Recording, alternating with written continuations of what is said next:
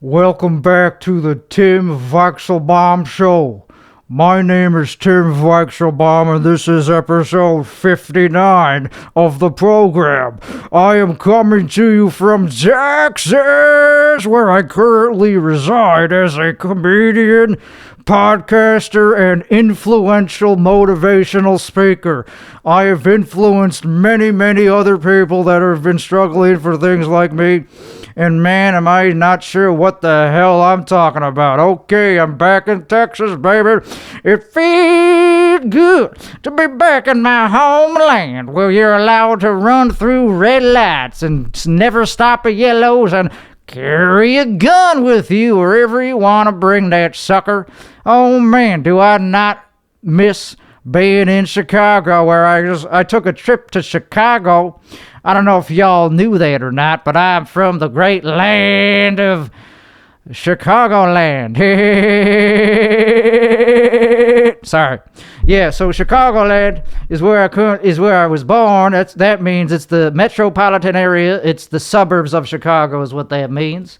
That's what Chicagoland means, and that's where I'm from. And now I'm from Texas. I changed where I'm from. It's called transnationalism. It's where you change your nationality. Texas is a country, so you could say that. It's a nation. Illinois is just a stupid little state.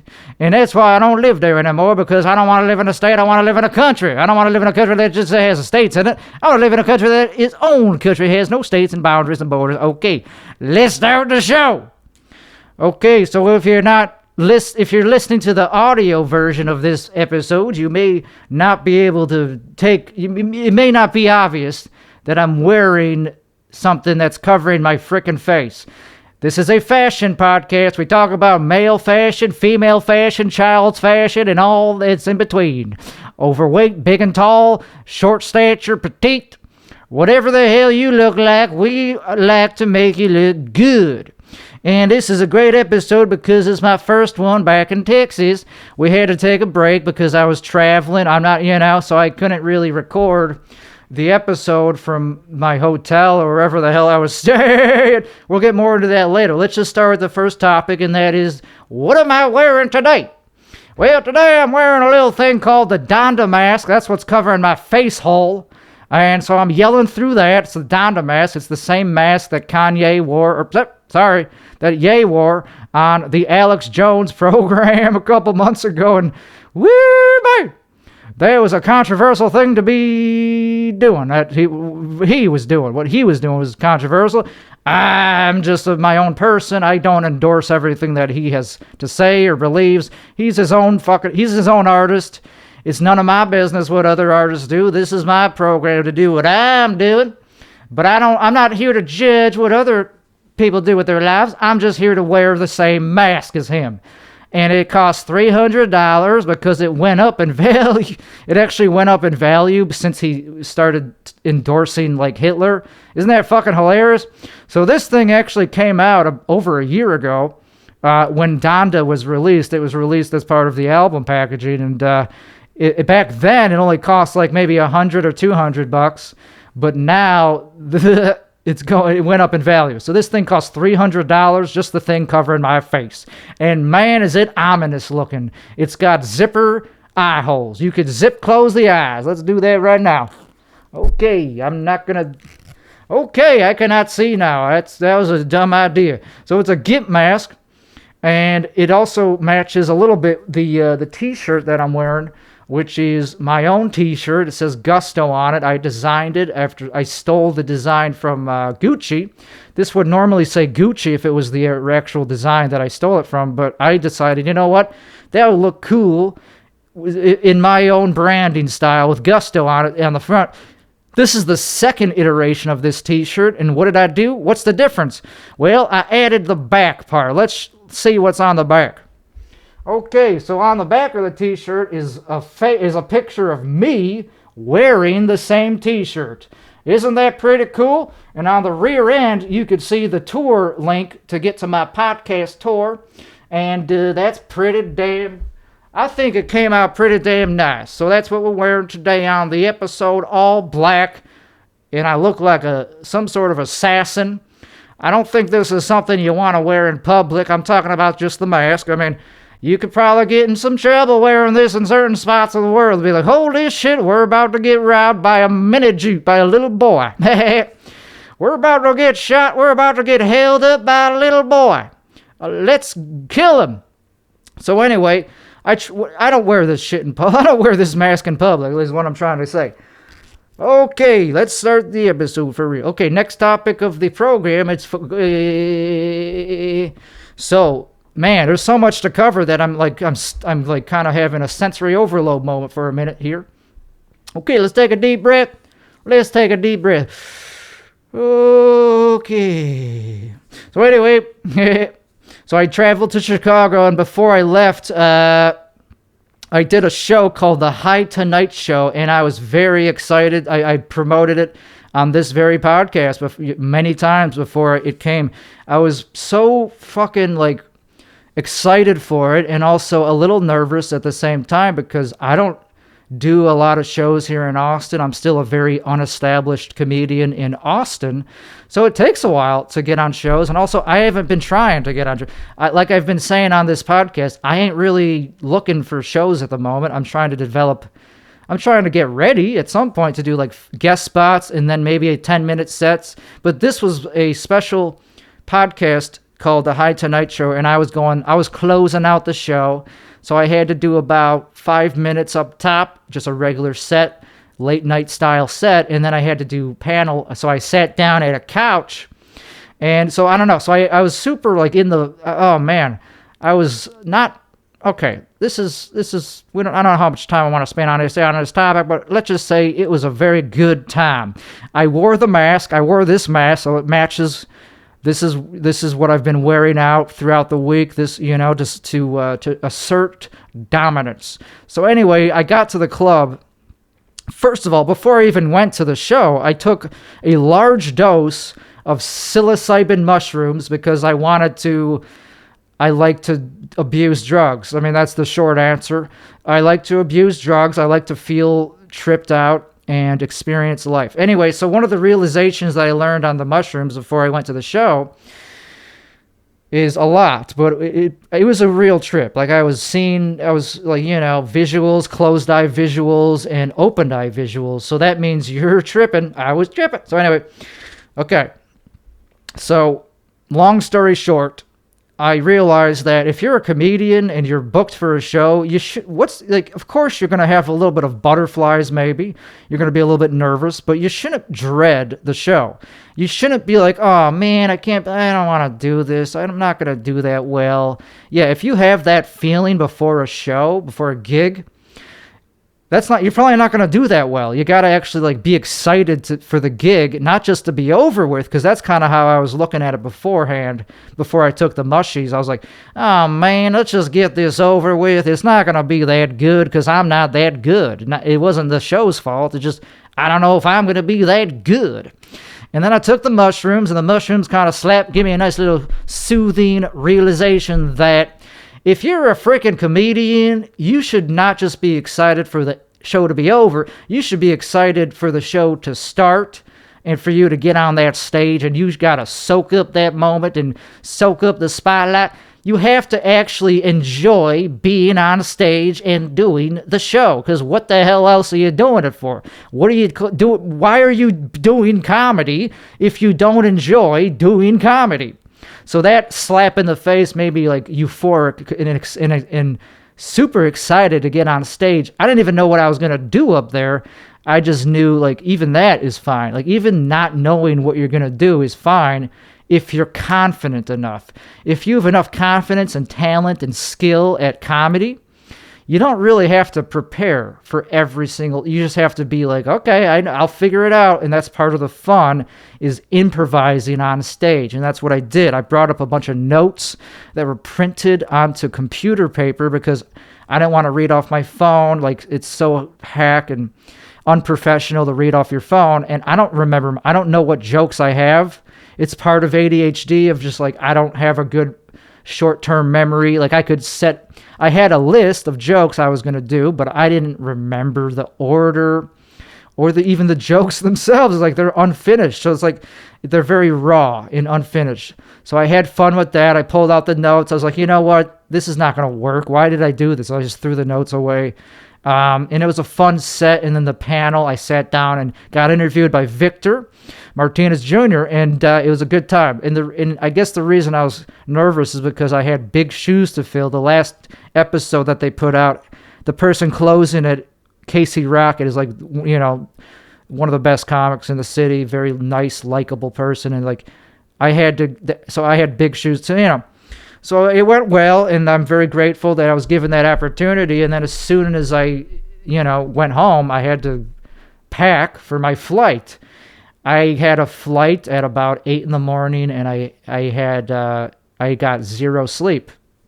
So I was up all night, super sleep deprived, and I had to get to Chicago and had to rent a car and then drive up to the suburbs. And I had insomnia because I was taking a break from weed. And one of the things for a lot of people, if you stop smoking weed, you're going to have intense insomnia that is impossible to get over. You just have to wait it out. So now I'm over that. It's been a couple of weeks since then, but you know, I'm still suffering from some of the effects of quitting weed. So anyway, that was the High Tonight, and I didn't smoke weed on the show. It's called the High Tonight Show, and everybody there was smoking weed. And I was so confident, though, by the time I got there, because of the mushrooms. They reminded me that I'm a comic, and this is what I'm meant to be doing. And if you're not excited, who will? No one's going to be excited. You better be excited for your own goddamn show. Anyway, I wasn't supposed... I don't know. Somebody dropped off, so I don't know. So I came over there super, like, arrogant and, like, you know what? Fuck this. I don't know. Like, I went into the green room, and I wasn't even really... I just was in there to drop off some extra wardrobe. Like this, I had to drop off and whatever. I was, like, intense. It was the most intense I've ever been at a comedy show in a long freaking time. Like, I don't let people mess with me anymore in comedy. Like, if somebody ego checks me or gives me a lip, I throw it right back at them, baby. And that could be a good thing and a bad thing. You gotta not be too arrogant, because it ain't gonna help being arrogant. But there's a fine line between confidence and overconfidence and douchebaggery and egotisticalism. And you don't want to shoot yourself in the foot by being too confident, but you need confidence to kill. Anyway, it was great. So anyway, I went to Chicago for about over a week. I changed. I'm not very good at planning shit. Like, I was just like, okay, yeah, I'll go. You know, I bought plane tickets, and then I found out that somebody passed away on Christmas. I was smart to not go there on Christmas because there was a horrible blizzard, and it would have been a terrible time to go. And planes were getting canceled. That's what whatever you call it, flights. And so I booked it, and I was able to move that around. Like, I originally was going to go for Christmas, but then I saw what the weather was going to be, and I was like, well, I'm going to change that flight. And one of the things that is great about flying, for the first time, I flew first class, and, like, the only reason I bring that up is because, like, it's awesome, first of all, and it costs more than twice as much as whatever regular coach or whatever it's called. But the main benefit of first class is you could cancel at the last minute and just get a full refund. So that's why I was able to move my flight around, and I was able to extend my flight to when I wanted to leave so anyway, somebody died. One of my extended family members died on Christmas Day. He was 93 years old. And so I wanted to go to his funeral, which was just a couple days ago. So I was able to attend the funeral thanks to the luxury of being able to afford first class plane tickets. Otherwise, it would have been like, great, I don't know if it would have cost more money or something. I don't freaking know. So it was a great funeral. I don't know. It was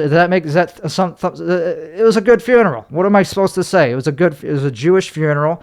They made us, I was part of the procession. I rented a car. So I was mobile this whole trip in Chicago. I was living, it was easy because had a rental car, so I could go wherever the hell I wanted. And I was in the procession. They gave us this sticker to put on the windshield, which showed a Jewish star, which I was a little bit iffy about. Like, do I really want to advertise that I'm part of a Jewish funeral? Like, I don't know, man. I don't want to get shot. No, I'm just kidding. It was in Northbrook. It was a very normal place. It was in, like, where a lot of Jews are. So obviously, that was just me being, like, I was overthinking it a little bit. But anyway, the procession was going too slow. Like, I was in the back, kind of. And I was like, this is too slow for me. So I just cut in front of, like, 10 cars and, like, wedged my way back in. And, like, somebody was, like, honked at me, who was also part of the procession. I was like, yeah, sorry, man. I'm from Texas, man. I wanted to get there a little bit quicker, man. So anyway, we went through the crypt. And it was my uncle. It was my he was my step-grandpa.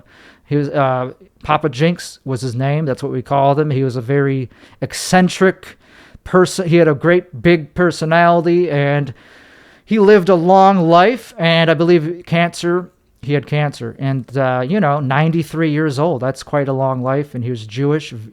He was very Jewish. Let's just leave it at that. That does not mean he went to temple. That's not what I'm saying. I'm talking about culturally Jewish and behaviorally Jewish. That's what I'm talking about, baby. So anyway, he was a good guy. I miss him, and it's too bad he wasn't there, because he would have been a great person to eulogize himself.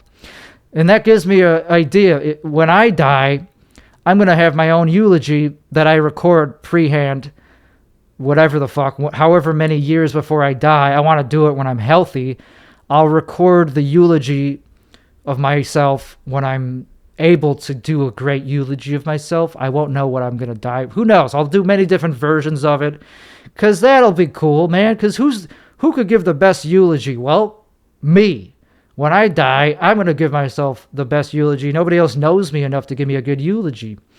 So that's that. That's one of the reasons I was in Chicago, was for that. And also just to see my family, who I have not seen in person for, since I moved to Texas, because I kind of left on a bitter note.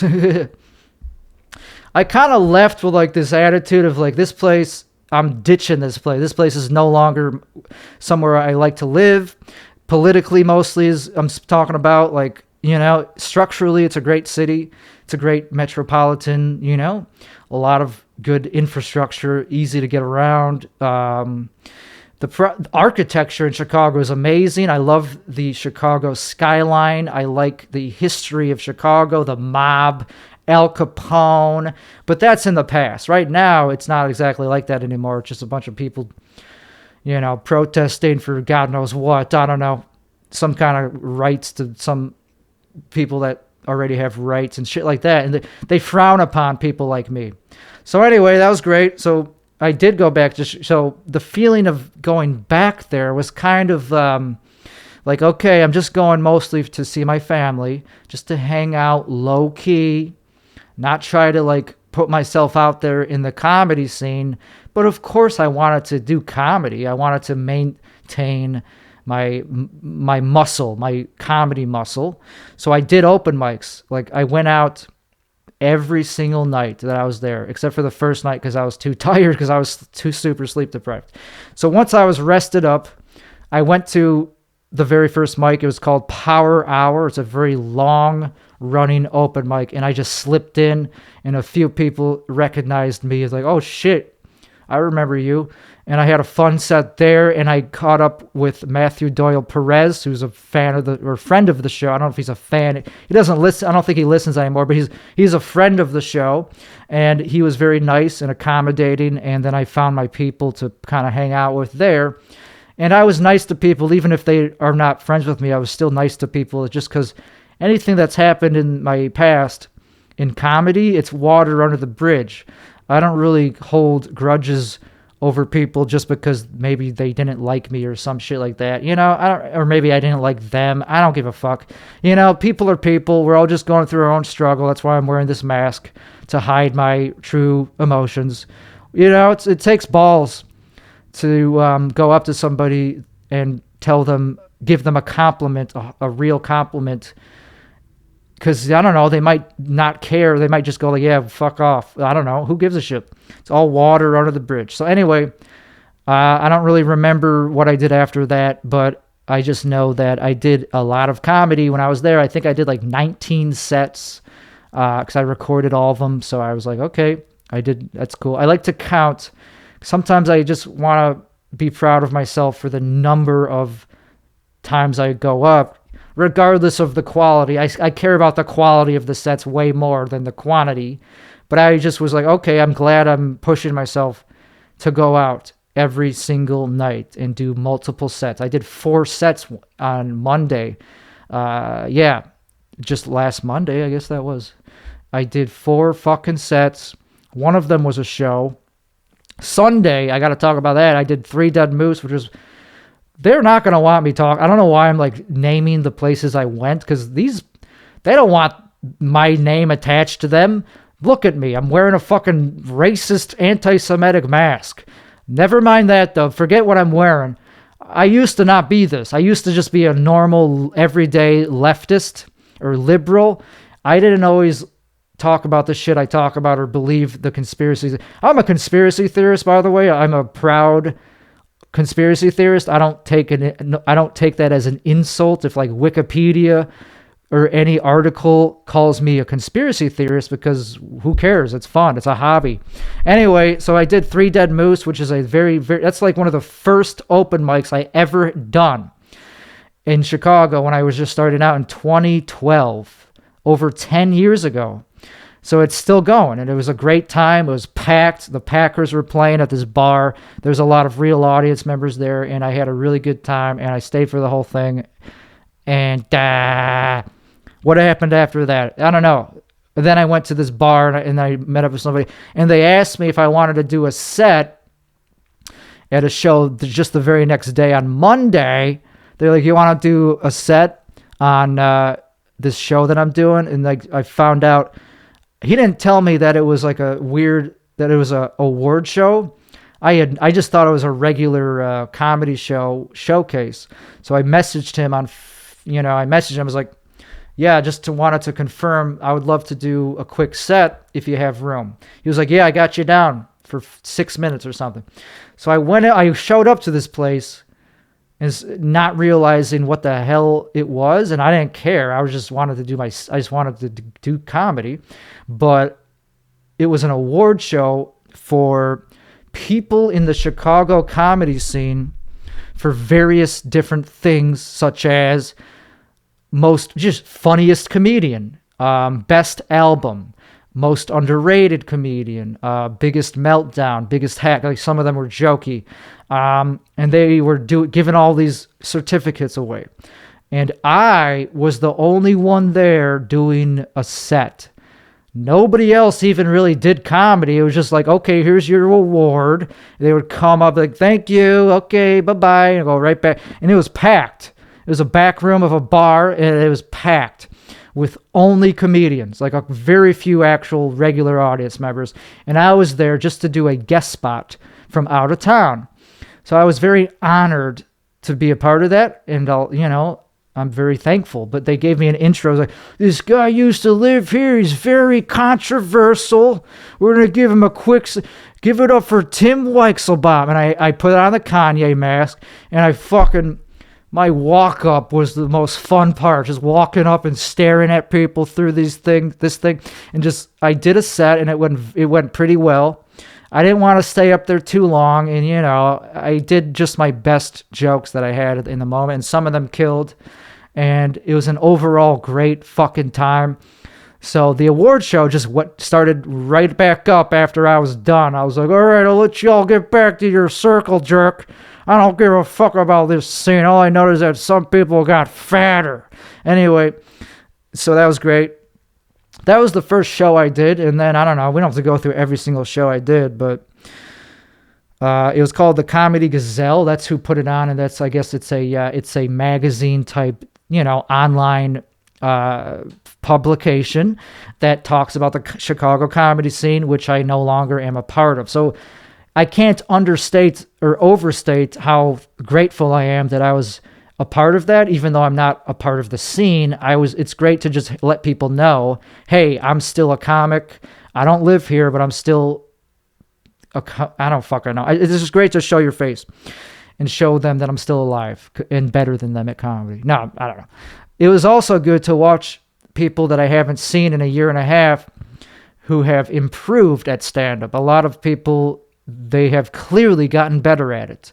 And I wanted to show people that I've also gotten better at it and not just became like a stagnated, because a lot of people can move away to Austin or anywhere, New York, LA, and they don't get better necessarily. They just kind of stay exactly where they are, and they get eaten alive by the business, and they just get very sad, and they quit maybe. They stop doing comedy, and they come back, and they do the exact same jokes that they did years ago. And I didn't do that. I didn't do any old jokes that I have already done. In Chicago, I'm working on a new set. I'm capable of writing new jokes, so why the hell would I do old ones if I could write new ones? I mean, Jesus Christ. I would hope I have the ability to do that. So anyway, that was fun. And then I went to Laugh Factory the next day in Chicago. It's called Laugh Factory. It's a very famous franchise of clubs, comedy clubs. And I had to use somebody's name to get in because the door people didn't know, didn't know who I was. So I was like, yo, I'm a comic. That was the first thing I said. I was just going to walk in, but obviously it's very hard to do that if they don't know who you are. There's a podium where they stand behind. And so I was just going to fucking walk in. But they're like, yes, how can we help you? I was like, oh, I'm a comedian. They're like, okay, are you on the show? I was like, no, but isn't there an open mic? They're like, yeah, you got to wait outside for the open mic.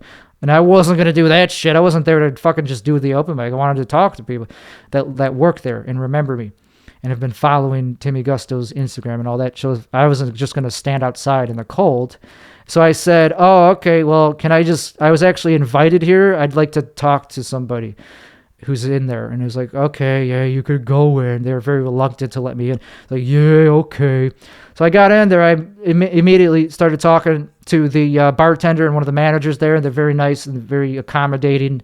And they let me do the open mic, even though I didn't sign up with the regular comics, because I wasn't a regular comic. I was a out-of-town comic. And so they treated me to being allowed to do the open mic. And that was very fun. And they all watched, some of the people that worked there, whatever. They were happy. It was great. So why not give them a shout out? So anyway, that's that one. And then the next day, or a couple of days later, I did a thing called Roast Battle. And that was probably the most fun show that I did that was actually like a show, like a real show with paid audience and packed out to the gills and at the Lincoln Lodge. Anyway, so I got booked for that from Three Dead Movies. Whatever, who cares how I got booked for it? Somebody booked me for it to do the panel, not to roast anybody, not to go one-on-one and do the actual battle part. I was just in the panel. I was one of the judges. So that was fucking amazingly fun. I got to do a set beforehand, and I did pretty well at the set. I was very confident. I was in character. I was like, I better do well because it'd be very awkward to bomb and then have to do the panel and judge people after proving that I can't do comedy. So I was like, you better do well. And so I did well, and I got to sit at the panel after that, and I got to roast or, judge the comics after they did their thing, and I was pretty funny on that. I had some great fucking lines. I was like, there was these two roasters that went up, and they were so like new at comedy, and they didn't even look like comedians. And I was like, yo, I don't know, what the fuck? Are you guys like a TikTok duo? Like, you guys are not even comics, man. Why are you here? I'm a comic. I don't know. The audience understood that I was doing a character. Anyway, and that was fun as fuck. And, what else? A couple people came up to me and said, yo, you were my favorite out of anybody. And like, that's good. I could see that. I could see me being somebody's favorite when I'm good. When I'm good, I'm good. When I'm bad, oh man, am I bad. Am I fucking bad? I very rarely have like mediocre sets. Anyway, so that was my favorite show that I did, and I was booked for another show that same night, and I couldn't make it because it started at the exact same time, and I just couldn't make it. So I had to tell them, yo, I'm sorry, I can't make it. So anyway, but the point is I got booked for 5 shows.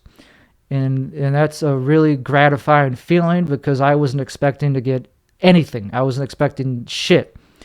So I'm very grateful, and I don't want to talk too much about Chicago comics because they are doing their thing in Chicago, and they don't want to be associated with somebody who wears all black and talks about Kanye being correct. They don't want to see. You can't pray the yay away. Nobody wants to be associated with me after. I mean, some people do. Like some really cool people would be like, okay, I like what you're talking about, but most people that I'm referring to in Chicago are like, okay, thank you, but that's it though. We don't want to. Anyway, and then I did a show on Friday. It was a riff show. It was at the Lincoln Lodge, and I was pretty nervous. I just knew I wasn't going to do that well for the set portion, and there was also a riff portion. I don't know. I just didn't have it that night. I was just not in it. And the set part was kind of bad, except for maybe one joke. And it's tough. The type of comedy that I do is not exactly for everybody. So to sell it to just random audience members in Logan Square, of all places, one of the most woke part of the city of Chicago, yeah, I'm going to have a little bit of, anxiety because it's not easy, especially to go like in the middle of a show. If I'm going at the end, maybe it's a little bit easier, but I could fuck up the whole show if they're not prepared, if they don't understand what I'm doing. That could be a problem for the next comic. And I don't know, whatever. I did my thing, man. I can't really apologize for what I do. Like, all I could do is explain it better and set it up better. It's not I was talking about this with another comic. The host can only do so much to prepare the audience for what they're about to see. It's my job to be a little bit, palatable. Like, it's my job to not completely bomb. The host can only do so much. Anyway, but then there's a second portion of the show, and I had a little bit of time in between the main set and the riff portion of the set where they just give you topics and it's up to you to riff. I had time in between to do an open mic at the very same club, because this club has, I think, 4 rooms, 4 theaters, and they often have open mics. So I just swung in to an open mic in between, and there was only like 3 people in the room, so it was good though. I needed it. I needed to talk in front of 3 people just to like clear my head, and and then I went back and did the riff part, and it was way better. I was much more confident, and I just leaned into it, even though what I was saying was still pretty, like, not offensive, but still pretty, like, edgy. I leaned into it and actually was having fun with it, and so it did work. People still got scared at certain points because it's Logan Square. It's not a normal audience that's there to laugh necessarily. They're there to, like, judge. It's just what they do. It's their life. It's their hobby. I'm not really judging them that they judge people. That's what they do though. It's like, yeah, it's a comedy show, but that doesn't mean it's only comedy. It's also politics and hate. Like, some of the people that go there genuinely hate, men, hate white men or shit like that. What I guess they identify me as. I don't identify as anything other than a comedian when I'm at a comedy club. I don't give a fuck about race, gender, politics, identity. I care about how funny am I going to be. So that was a great show. So I'm very grateful. That was the last thing I did in Chicago before flying home. So I don't know. It's really great to have like a packed schedule. And I could tell other people were kind of judging me as like, is he really funny? Does he really deserve to be on this show? Like, some people were like clearly judging me. But hey, it's not my fault that people gave me those opportunities. I earned them kind of, by skipping time, by moving out of town. And, somebody said, oh man, I guess it does pay off to move out of town. The second you move out and come back, all of a sudden you get booked. And I was like, yeah, it also helps if you're funny.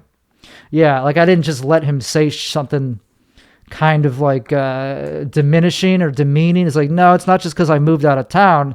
It's because, yes, I'm only here for a little while, and people genuinely think I'm funny, and That's it. It's not like they're just doing it because I moved away. I don't know, man. It's like you gotta also be kind of likable and funny, or at least have the social skills to give people a reason to book you. You can't just be funny and have zero social skills.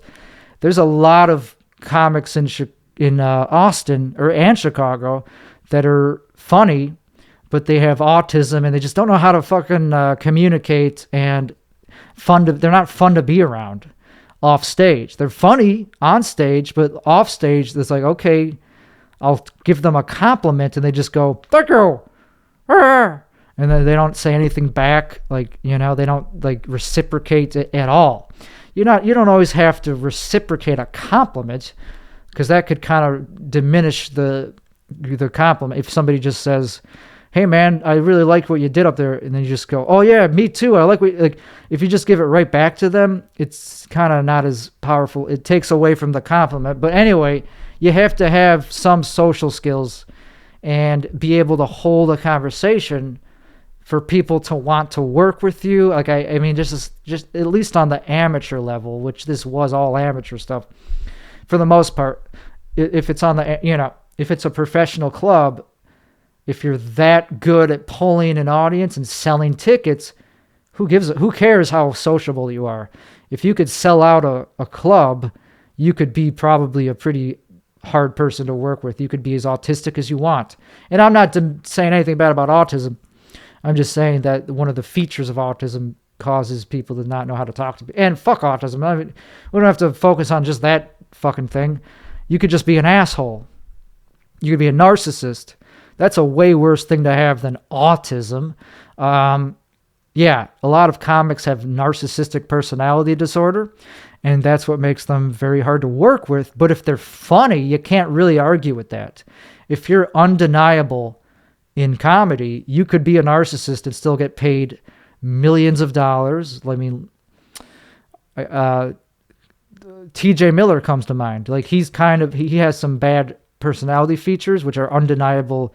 He just is kind of a narcissist, but he's also pretty damn entertaining and talented. He's very talented, and he is very smart as well. Anyway, so I would, whatever, man. I'm just saying, man, you gotta be the full package. You gotta be self-aware. You gotta know what the hell is going on. And you can't you can't be like, have comedy-itis, which I call it, where comics are just jealous and bitter and like, I deserve what he's getting, they, them, whoever, I deserve that, and I'm mad, so I'm going to hate watch them. I'm going to watch them sit up front and not laugh, just to show them that, hey, you're not as good as you think you are. It's like, I don't know. So people do that.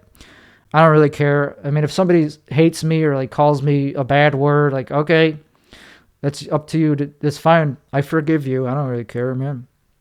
It can only hurt you to get into an argument about yourself. Like, if somebody doesn't like what I'm doing, I'm just going to be like, okay, do I have to comment on that? Like, can I just be like, nope, if somebody like interviews me, like comes up to me, is like, yo man, I don't like what you did up there, that's really offensive. Like, what am I obligated to like explain myself? No.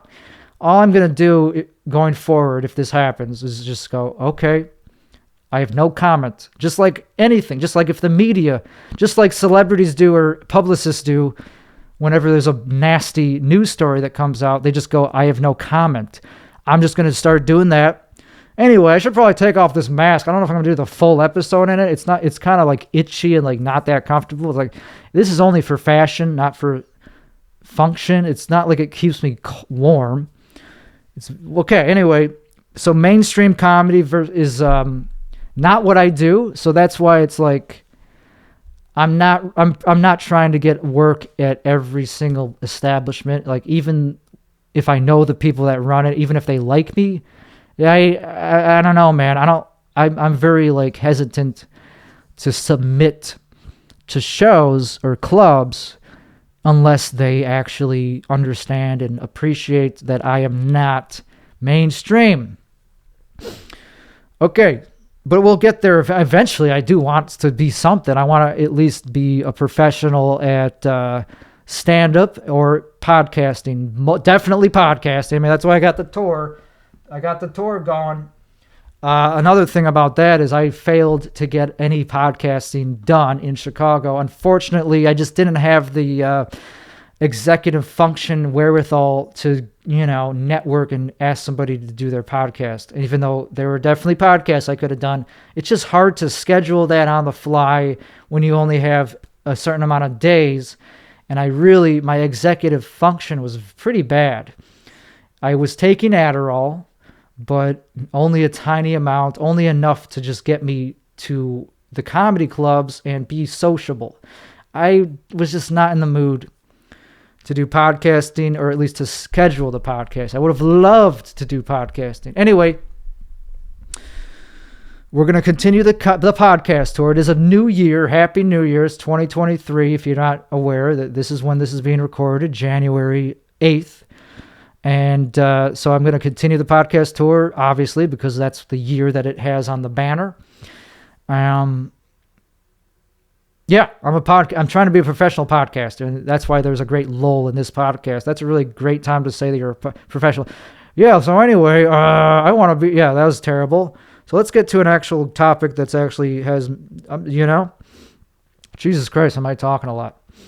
Okay. Another thing about Chicago is I stayed at hotels for almost the entire trip. My parents, they said I could stay with them, but I decided I'd rather stay at a hotel just out of, I needed to be at a place where I could just have control over the sleep situation and the temperature. I'm very finicky about how, I like to have the room at least 70 degrees, maybe even 72 degrees when I'm sleeping.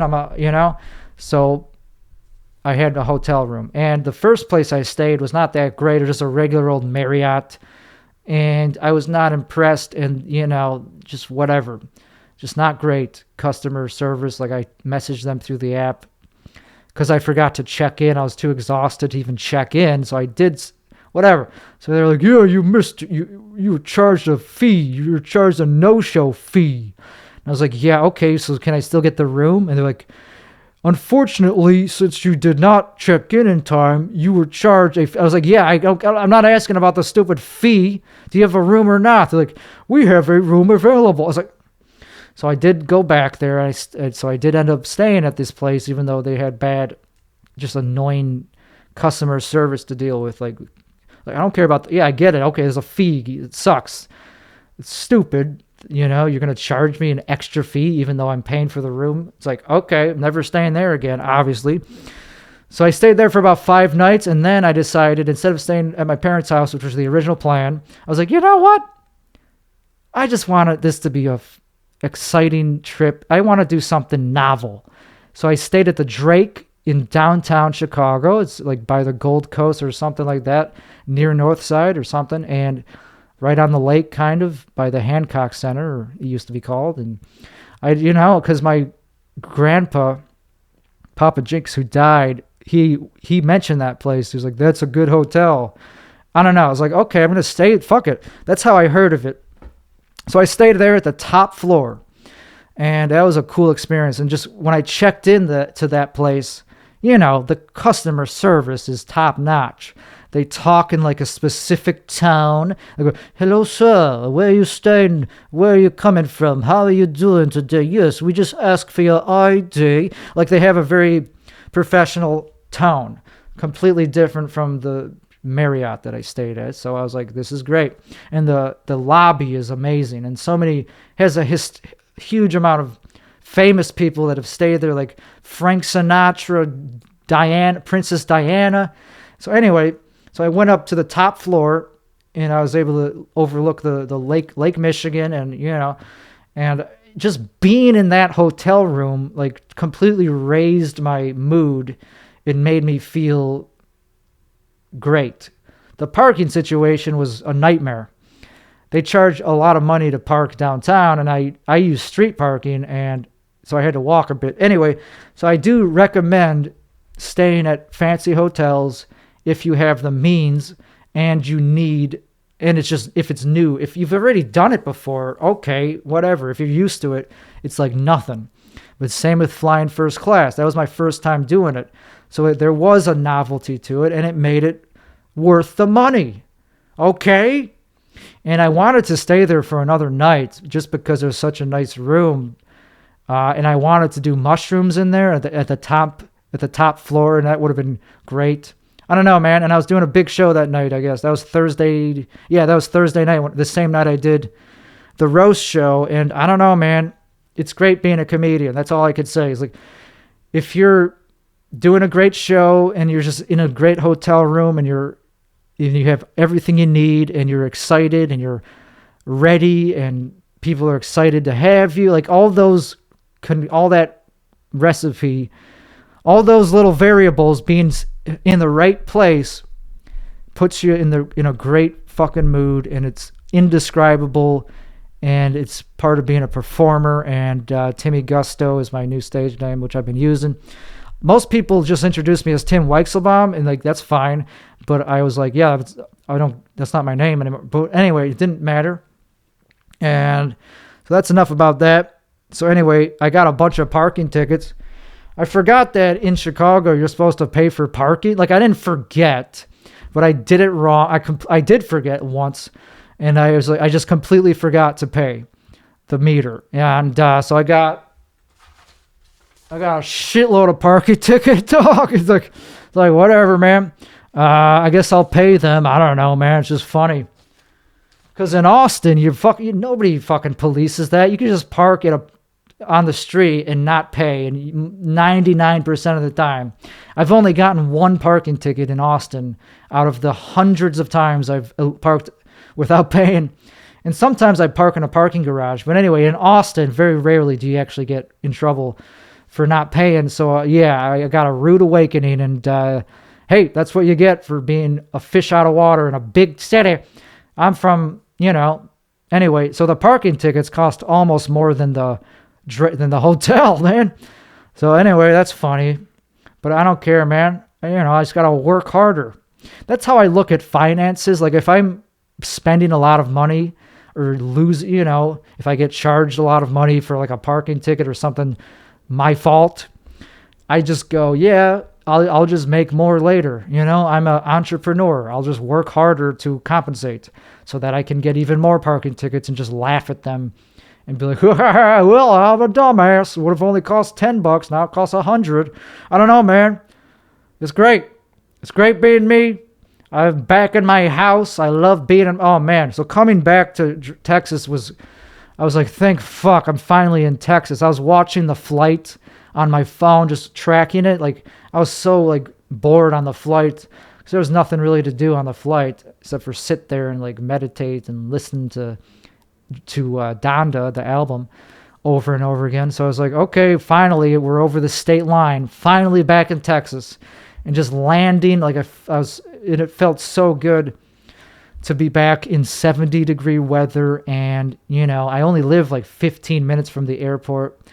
So as soon as I got home, it just felt like such a relief to be back in your home, back where everything you need, just so comfortable. And so I took a long nap, ate a bunch of ice cream, keto food, I'm still doing keto, so I'm at a good healthy weight. And I was doing a lot of fasting in Chicago, so I was actually, I was feeling pretty functional. Anyway, but still low dopamine, which I guess is from from quitting weed. So it was great. So I took a nap, went to a open mic at a park last night because I really wanted to just do an open mic. And so that's what I did. It was tough. It was tough to do anti-Semitic material in a park. Like, I was trying to tell the audience, yo, man, this shit kills indoors, man. The only reason I'm bombing is because I'm outside.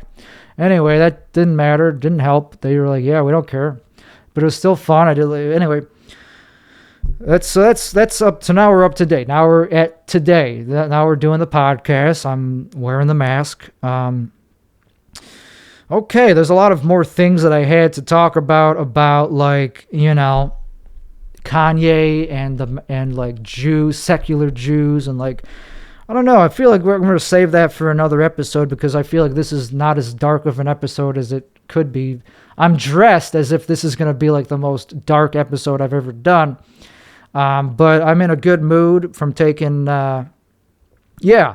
So I guess we'll talk about that. So I didn't run out of anything, but I stopped smoking marijuana about 2 to 3 weeks ago, I think, and the effects of suddenly going from being a heavy, everyday weed smoker to cold turkey quitting is pretty detrimental. It's pretty, it's bad. There are some real withdrawal symptoms for weed if you're a heavy smoker. So instantly, I had insomnia and irritability and this feeling of emptiness and lack of wanting to do anything other than be angry and sad and depressed. And that's low dopamine. As far as I'm aware from doing research and reading a little bit of, papers on the subject, it has to do with your dopamine receptors being dulled. Blunt, that's the word. Your dopamine receptors get blunted by continuous stimulation and arousal from the marijuana. So it's not as bad as it could be. And now that I know that it has to do with dopamine, I also know that ADHD is a natural deficiency in dopamine. So if you have ADHD on top of not smoking weed, which gives you dopamine, it's going to be a double whammy. You're going to feel like you've been hit by a train. And so this emptiness and sadness and melancholy is the main symptom that I'm dealing with. Just this feeling of like, I'm here, but I don't want to be. And I know it's dopamine, so I took Adderall, which I take most days, and that helps counteract the withdrawal from marijuana. But it's going to be a long time before my dopamine receptors become healed and become how they should be. And it could take up to a year from what I've read from people on Reddit. The Leave subreddit is the best source of information for anecdotal, experiences on the subject of quitting weed. Weed is like such a cheat drug. It just instantly wakes you up and gives you the dopamine you need, but it only lasts like 30 minutes, an hour at the most, and then you build a tolerance, and it becomes a habit, an everyday, all-day habit. I would need it to do anything, and part of it is because I have ADHD. If I was if I am hetero, if I was neurotypical, I wouldn't need to be bathing myself in a dopamine in a drug that produces dopamine. But I have that. I have a very textbook case of ADHD, so I have to take something or do something to get dopamine, my levels up to normal, so I could function as a human being and do shit like this. So another thing I've been doing is taking cold showers. If you force yourself to be submerged under very cold water, like as cold as possible, like ice cold water, for a minute or more, if you could just tough it out, it will produce dopamine that's long-lasting and natural dopamine. So it's fine. It's not a drug, so there's no withdrawal symptoms of doing that. It might get less and less effective over time, but it's natural. So it's fine to do it as much as you want. So anyway, I did that a few times. I did it at the Drake. The Drake has super cold water at this time of the year at the top floor. So I did that. I was like, holy fuck. And that got me a little bit through the day, but it definitely wore off by the night because I was hanging out with some young women, and I was it felt cool to be walking, hanging out with young women, but I was struggling to maintain a high mood. So that sucked. So I felt like a dork at that time, but it was the very next day I was like, okay, that was fun. I was just low dope. I just needed to rest and recharge. Anyway, so low dopamine. So I'm taking not Adderall today because I want to clear that from my system. I don't like taking it every day because then it just kind of becomes less efficient, less effective. So I want to recharge my battery, get it out of my system, which takes at least about 4 days to completely get it out of your bloodstream and urine or whatever. Adderall, so amphetamine. So I did not take that today, but why am I so energetic then? What am I doing? What did I do? Well, I took a cold shower, as cold as I could get in Texas. The water does not get that cold in Texas unless it's freezing outside. So anyway, that was not the main thing I did. I took a little bit of armodafinil, which is another type of stimulant. It's a non-over-the-counter, it's a prescription-only drug. It's a Schedule 3 or 4, yeah, I think it's 3 or 4, yeah, one of those scheduled controlled substances, and it's prescribed for people with narcolepsy and other issues. Sometimes they give it for ADHD.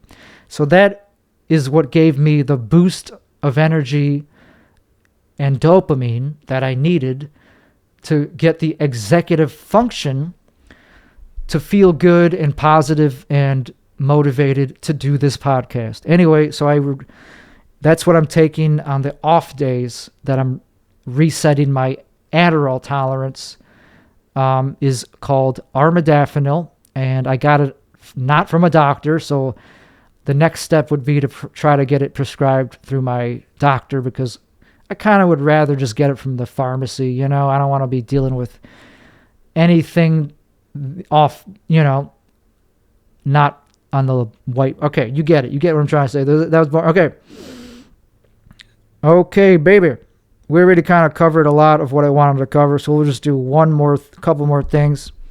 Rhythm versus melody in stand-up. Melody versus rhythm. What does that mean? So, rhythm and melody in music, I think we all know what that means. Rhythm is like... Melody is like do do do do do do do is the actual change in notes. Rhythm is when you play the notes and how you maintain the vibrancy of the song. And so that's the same thing in stand-up comedy. You can't just have a good joke. The melody would be like what your words, like which words are you saying, the pitch, the tone that you're saying them at. Like, why did the chicken cross the road?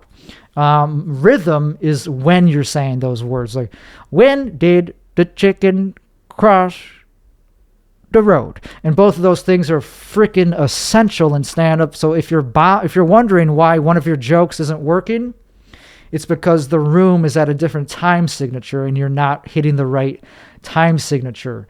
The rhythm is off. Your jokes might be brilliant, and you'll say the joke and it won't land. And you'll be like, what the hell? It worked in this other, it killed just last night, or even this, it killed just an hour ago in a different room. It's like, yeah, because it's a different room. The rhythm was different. You got to go with the natural rhythm that the room is giving you. Sometimes you could change the rhythm. You could set the time signature yourself, but you got to be consistent and stay at that same time signature. And that also applies to this podcast. There are times in this podcast where there's lulls because I just wasn't able to maintain the flow. And that's just something I just wanted to throw out because I think it's very important for me and other comedians and artists and musicians and poets, anybody who's listening that does public speaking or podcasting. So anyway, we're going to end the episode by playing a sketch. I did a sketch with a very old comedian. Okay, he's not saying he's old. I'm saying our friendship is old. He's one of the first comedians that I approached in Chicago because he's one of the best, if not the funniest. He's definitely one of the funniest people in the whole city. And his name is Ray Holleb, and you got to check out his shit on Instagram. Just follow him on Instagram, and also he put up this sketch that we did we did it on New Year's Eve. It's on YouTube, and I just wanted to play it on this episode because I'm proud of the way it came. I just think it's funny, and I don't know, I'm proud of it kind of. So here it is. It's me. It's called Visit from Giovanni. So here we go.